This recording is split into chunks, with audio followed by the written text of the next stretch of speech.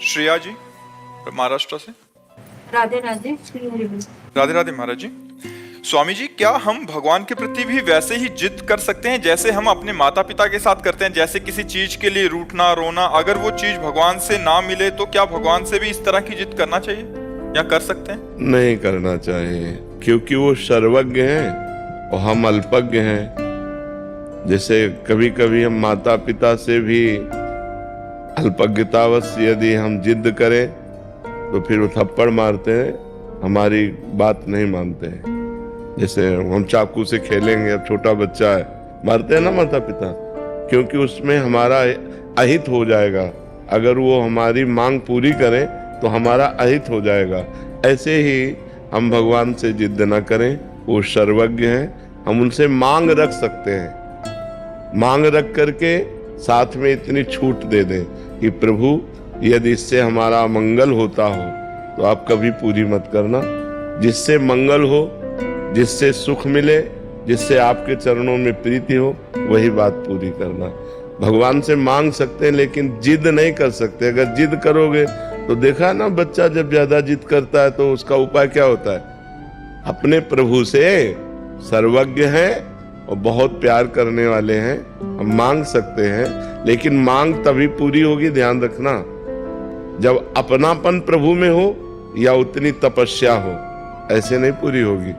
नहीं तो ऐसे सब मांग करके देख लो, बोला पूरी होती है क्या? उतना अनुष्ठान हो, उतनी तपस्या हो, जितना मांग रहे हो तो पूरी हो जाएगी। या प्रभु से बहुत प्यार है तो पूरी हो जाएगी। और उसमें भी अगर तुम्हारा अमंगल होना है तो नहीं पूरी होगी।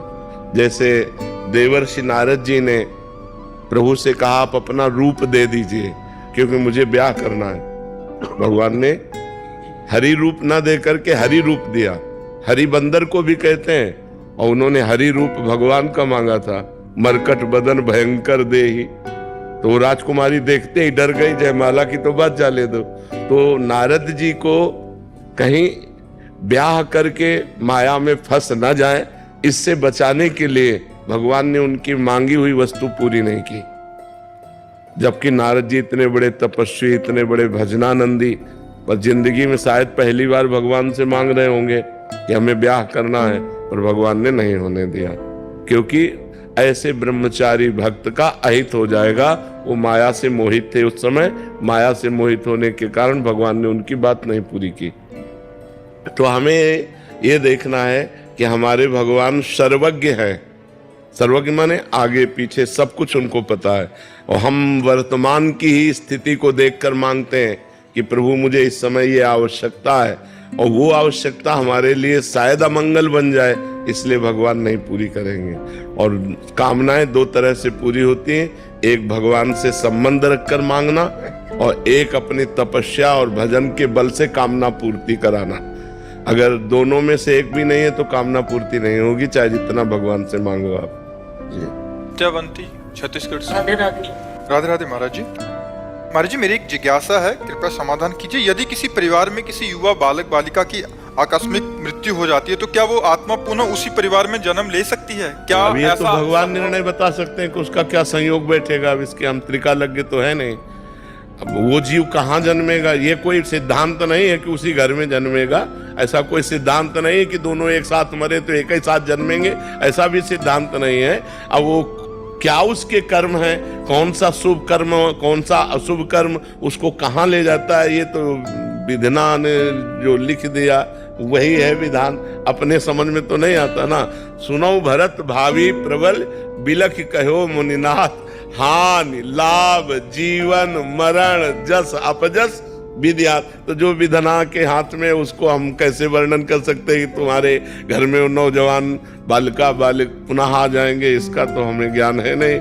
हमें तो अभी वर्तमान में भगवान जो ज्ञान करवा रहे हैं वही है कि आपकी साधना कहाँ है, आपका साधन क्या है, बस इतनी चर्चा।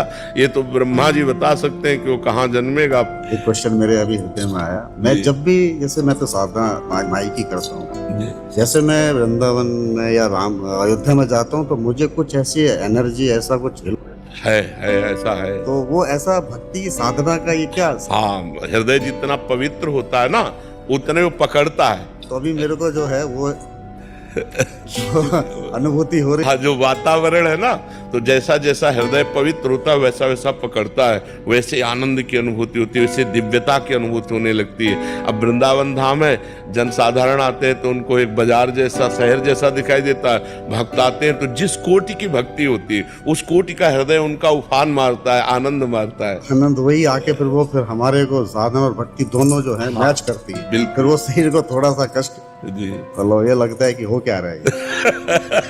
अभी मैं ये सोच रहा माई का तो मैं सुबह कर लिया भजन, अभी क्या हो रहा है।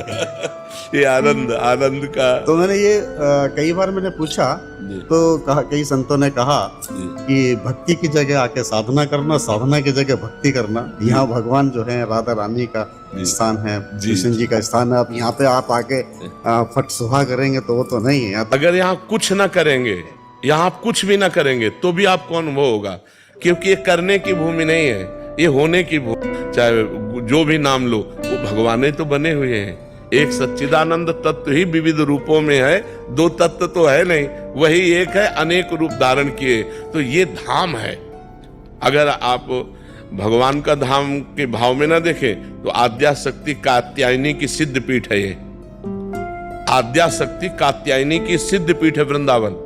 यहाँ कात्यायनी की उपासना करके और श्री गोविंद को पति रूप में ब्रज गोपियों ने प्राप्त है। ये सिद्ध पीठ है, कहा हमारे है वृंदावन में कात्यायनी पीठ है। तो यहाँ तो जो परमाणु चाहो वो परमाणु व्याप्त है। शिवो हम के चाहो शिवो, हम के दासो हम के चाहो दासो हम के, यहाँ सब परमाणु व्याप्त है। धाम है ना पूरा टोटल, यहाँ पावर ही पावर है। जो पावर वाला आता है उसको अपना पावर, जो जैसा आनंद लेना चाहे वैसे आनंद के। महाराज जी के अयोध्या में जाता हूँ तो अक्सर ये महसूस होता है। अभी मैं उड़ रहा था ये